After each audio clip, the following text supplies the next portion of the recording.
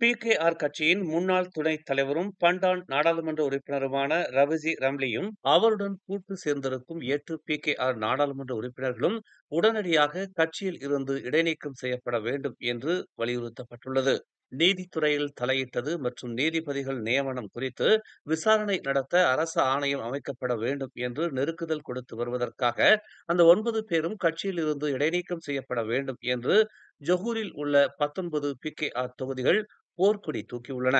அந்த 9 நாடாளுமன்ற உறுப்பினர்களின் நடவடிக்கைகள் கட்சியின் கட்டொழுங்கு மற்றும் நெறிமுறைகளை மட்டும் மீறியிருக்கவில்லை. மாறாக பிரதமரின் தலைமைத்துவத்திற்கு எதிராக ஒரு எதிர்மறையான தோற்றத்தை ஏற்படுத்தி இருப்பதுடன் எதிர்க்கட்சிகள் அரசியல் சித்து விளையாட்டை விடுவதற்கான கதவையும் திறந்து வைத்துள்ளனர் என்று அந்த 19 தொகுதி தலைவர்களும் கூறியுள்ளனர்.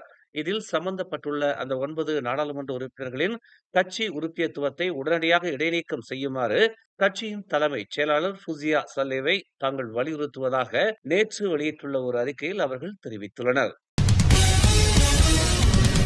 பகடிவதை புரிவோருக்கு இனி ஓராண்டிலிருந்து 10 ஆண்டுகள் வரை சிறை தண்டனை விதிக்கப்படவிருப்பதாக தெரிவிக்கப்பட்டுள்ளது. இதற்கான சட்டம் கடந்த செவ்வாய்க்கிழமை முதல் அமலுக்கு வந்துள்ளது. ஒருவருக்கு எதிராக மிரட்டல் விடுப்பது அல்லது ஒருவரை துன்புறுத்துவது அல்லது அவமதிக்கும் வார்த்தைகளை பயன்படுத்தினால் சம்பந்தப்பட்டவர்கள் இத்தண்டனையை எதிர்கொள்ள தயாராக இருக்க வேண்டும் என்று தெரிவிக்கப்பட்டுள்ளது.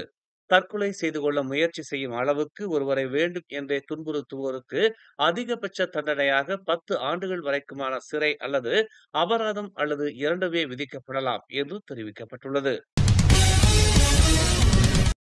சுகாதார பணியாளர்களுக்கான வாரத்திற்கு 45 மணி நேர வேலை திட்டத்தை ரத்து செய்திருக்கும் அரசாங்கத்தின் முடிவு அவர்களின் கடுமையான பணி மற்றும் தியாகங்களுக்கு கிடைத்திருக்கும் ஒரு அங்கீகாரமாக அமைந்திருப்பதாக சுகாதாரத்துறை அமைச்சர் டாக்டர் ஜுல்கிஃப்லி அமாட் தெரிவித்துள்ளார். அரசாங்க சுகாதாரத்துறையில் பணியாற்றும் 82,000 பணியாளர்கள் பலனடைவார்கள் என்றும் அவர் கூறினார்.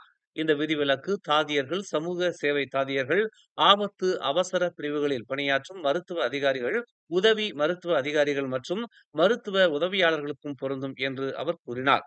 பழைய முறையான வாரத்திற்கு 42 மணி நேர வேலை திட்டத்தை நிலைநாட்டுவது என்ற அரசாங்கத்தின் முடிவை சுகாதார அமைச்சு வரவேற்பதாக தெரிவித்துள்ளது.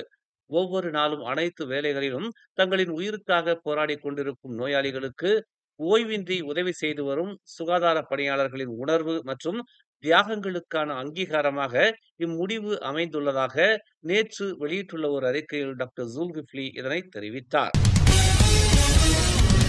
இயற்கை வளம் மற்றும் சுற்றுச்சூழல் துறை அமைச்சின் பொறுப்புகளை கவனித்துக் கொள்வதில் டதஸ்ரீ ஜொகாரி அப்துல் கானி நியமிக்கப்பட்டிருப்பதை தொடர்ந்து அமைச்சரவையை ஆதிக்கம் செய்ய அம்னோ தொடங்கிவிட்டதாக கூறப்படுவதை அக்கட்சி மறுத்துள்ளது.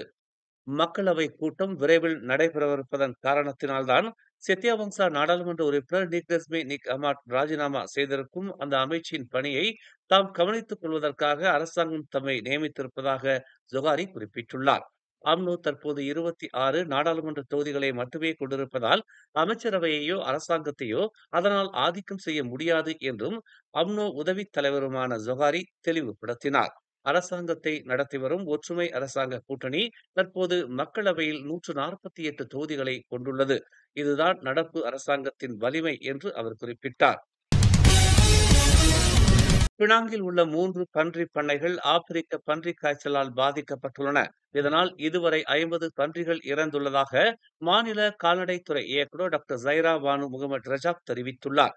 2 பண்ணைகளில் அதிக இறப்பு விகிதம் இருப்பது அருகில் உள்ள மற்ற பண்ணைகளுக்கு நோய் பரவுவதற்கான சாத்தியக்கூறுகள் குறித்து கவலைகளை எழுப்பி உள்ளதாக தெரிவிக்கப்பட்டுள்ளது. சப்ராங் பிராய் உத்தாராவில் உள்ள தாசே குளுக்கோரின் கம்போங் செலாமாட் பகுதியில் உள்ள 63 பன்றி பண்ணைகளில் இந்த 3 பன்றி பண்ணைகளும் அடங்கும். இதில் சுமார் 1,20,000 பன்றிகள் உள்ளன என்பது குறிப்பிடத்தக்கது. இது தொடர்பாக தொடர் நடவடிக்கை எடுக்கப்பட்டு வருவதாக அவர் கூறினார். நோய் பரவும் அபாயத்தை தடுக்க பாதிக்கப்பட்ட பண்ணைகளில் இருந்து பன்றிகளை நியமிக்கப்பட்ட இறைச்சி கூடங்களுக்கு கொண்டு செல்வதை தடை செய்யும் அறிவிப்பு வெளியிடப்பட்டுள்ளது. பன்றி வளர்ப்பவர்கள் தங்கள் பண்ணைகளில் உயிரியல் பாதுகாப்பு நடவடிக்கைகளை வலுப்படுத்துமாறு வலியுறுத்தப்பட்டுள்ளனர். தாப்பா அருகே உள்ள ஜலான் பஹாங் கம்போங் 23வது மைலில் உள்ள ஒரு பள்ளத்தாக்கில் நேற்று ஒருவர் இறந்து கிடந்தார். 30 வயதுடையவர் என்று நம்பப்படும் அவர் அசையாமல் கிடந்ததாக பேரா தீயணைப்பு மற்றும் மீட்புத்துறை செயல்பாட்டு பிரிவு உதவி இயக்குநர் சபா ரோஜி நோர் அமாட் தெரிவித்தார். பிற்பகல் 1:48 மணிக்கு துறைக்கு அவசர அழைப்பு வந்தது. அதைத் தொடர்ந்து தாப்பா தீயணைப்பு மற்றும் மீட்பு நிலையத்தில் இருந்து ஒரு குழு சுமார் 38 கிலோமீட்டர் தொலைவில் உள்ள சம்பவ இடத்திற்கு விரைந்ததாக அவர் கூறினார். மீட்பு பணியாளர்கள் சிறப்பு உபகரணங்களை பயன்படுத்தி பள்ளத்தில் இருந்து உடலை மீட்டதாக அவர் தெரிவித்தார். பாதிக்கப்பட்டவர் சம்பவ இடத்திலேயே இறந்து விட்டதாக மருத்துவ பணியாளர்களால் உறுதி செய்யப்பட்டது. பின்னர் சடலம் மேல் நடவடிக்கைக்காக காவல்துறையிடம் ஒப்படைக்கப்பட்டது. மேலும் செய்திகளை தெரிந்து கொள்ள தமிழ் மலர் நாளிதழை பாருங்கள். உடனுக்குடன் செய்திகளை தெரிந்து கொள்ள தமிழ் மலர் இணையதளம், தமிழ் மலர் செயலி மற்றும் மலர் டிவி யூடியூப் சேனலை வலம் வாருங்கள். எங்களோடு இணைந்திருக்க மலர் டிவியை பதிவு செய்து கொள்ளுங்கள். உறவுகள் மகிழ்ந்திட விருப்பம் மற்றும் பகிர்வு சேவையை சொடுக்கிடுங்கள்.